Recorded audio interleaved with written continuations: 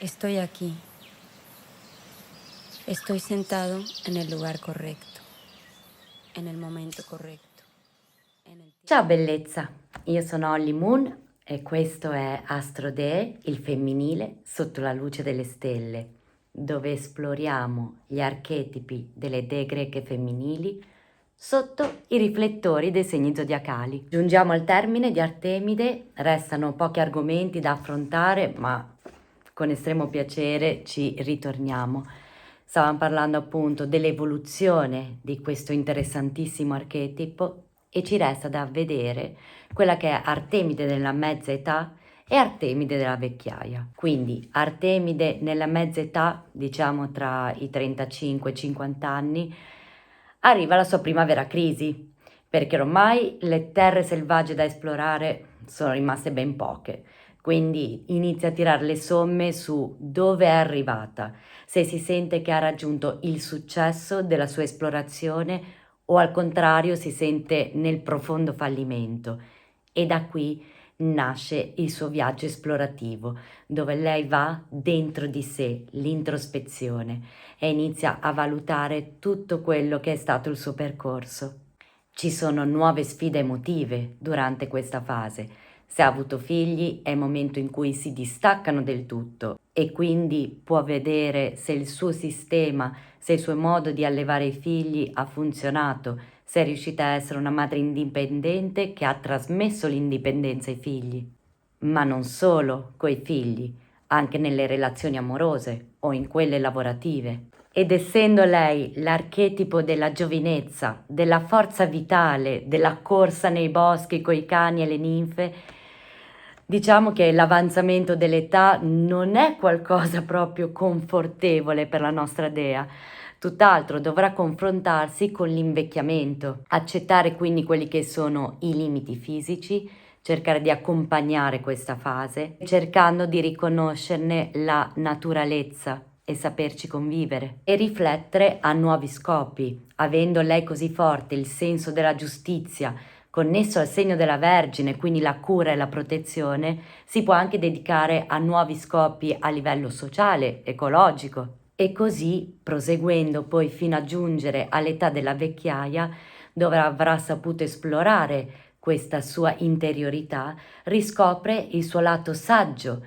di mentore e guida, e non solo mente guida verso l'uguaglianza, verso l'archetipo della sorellanza, quindi verso le donne, ma verso le donne giovani, perché la sua attitudine, la sua mentalità, la sua prestazione è sempre quella della giovane, forte e vitale, ed è in grado di sentirsi una forte guida come immagine di empowerment femminile e di ispirazione per le giovani donne, grazie anche alla solitudine che è riuscita a creare dentro di sé, e questo lei riesce ad attivarlo con la sua connessione alla natura. Infatti il suo rapporto non si indebolisce con l'avanzare degli anni, tutt'altro, più la donna Artemide cresce, evolve, invecchia e più si connette alla natura, in modo ancora più profondo e significativo. Entra proprio in gioco la sfaccettatura di Artemide come dea della luna, l'interiorità. Ed una delle difficoltà psicologiche che incontra la dea, o potrebbe trovare la donna che incarna l'archetipo Artemide, è quello magari del gestire la rabbia, perché abbiamo visto come Artemide abbia forte il senso della giustizia, la sorellanza, e come lei parta subito in difesa del prossimo, quindi tutti pensieri nobili, ma è tutto fomentato da una grandissima rabbia, perché prima di tutto Artemide parte nella difesa degli altri perché sente tradito un suo valore, si sente ferita e la sua reazione è estremamente rabbiosa. Infatti, al contrario di altre dee che abbiamo incontrato, come ad esempio Era, che ha una rabbia più manipolata, controllata, la vendetta di Artemide è immediata e istintiva. Non c'è tempo per pensare. Dal momento in cui lei si sente ferita e tradita, attacca con estrema ferocia. E dove risiede la difficoltà psicologica? Dal fatto che la donna Artemide si sente giustificata, perché vengono toccati certi suoi valori, come l'ingiustizia personale, la difesa della libertà personale, la protezione dei più vulnerabili e appunto le reazioni della nostra Artemide saranno reazioni impulsive e distruttive, con conseguenze immediate, con una forte difficoltà a perdonare. E questo dove porterà la nostra Artemide? A trovarsi a dover tagliare molti legami personali e ritrovarsi a vivere l'isolamento emotivo forzato. Questo ovviamente non aiuta l'Artemide a sbloccare la propria vulnerabilità e fare in modo che possa aprirsi con il prossimo. E questa rabbia di Artemide che la consuma e consuma le relazioni con gli altri, la porta a provare un forte senso di isolamento e grande senso di colpa e rimorso, procurando appunto un blocco nella maturazione emotiva della giovane Artemide, che potrà invece esplorare la gioia di poter abbracciare la propria vulnerabilità.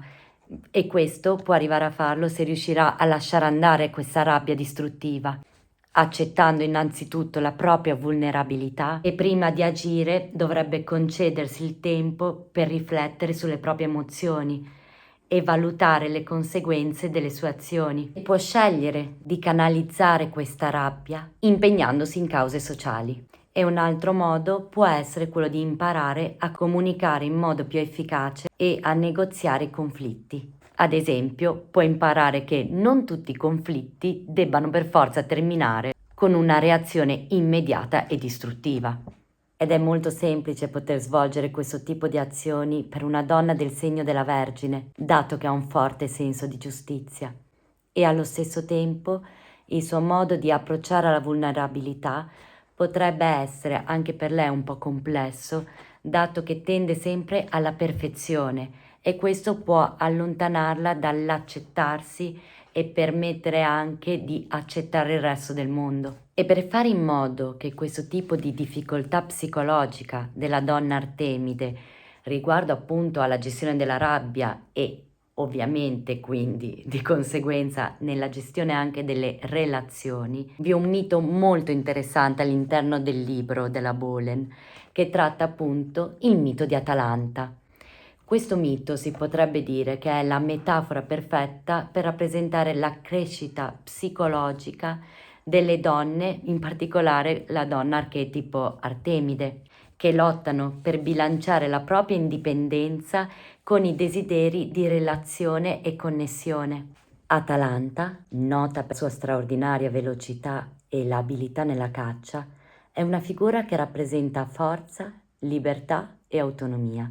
Ma il suo mito esplora anche il tema del compromesso tra la libertà individuale e l'apertura alle relazioni, rendendolo un simbolo ricco per il percorso di individuazione psicologica. Uno degli elementi chiave del mito è la gara di corsa che Atalanta organizza proprio per evitare il matrimonio. Sfida i suoi pretendenti.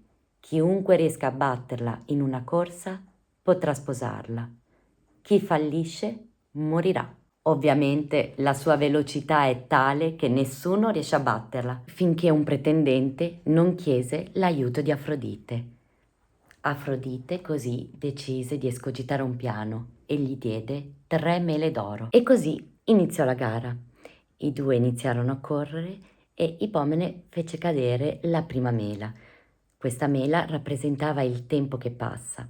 Atalanta, incuriosita, si fermò e raccolse la mela e nel momento in cui la vide apparve una scritta che diceva «Così sarai da vecchia». Atalanta, essendo anche lei archetipo Artemide, tutto si aspettava tranne che doversi confrontare con la realtà e vedere quello che sarà un futuro, tra l'altro lei non più prestante, attiva e fisica come lo è in quel momento.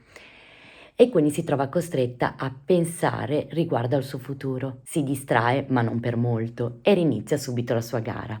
Ippomene, quando si rende conto di essere quasi raggiunto, fa cadere la seconda mela. E la seconda mela rappresenta il bisogno di amore nella vita.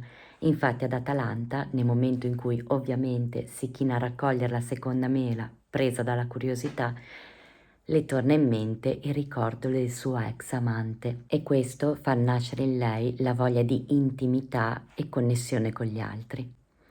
Riprende di nuovo la gara e a questo punto sono veramente vicini al traguardo e viene lasciata la terza mela, quella riguardo l'istinto di procreazione e creatività.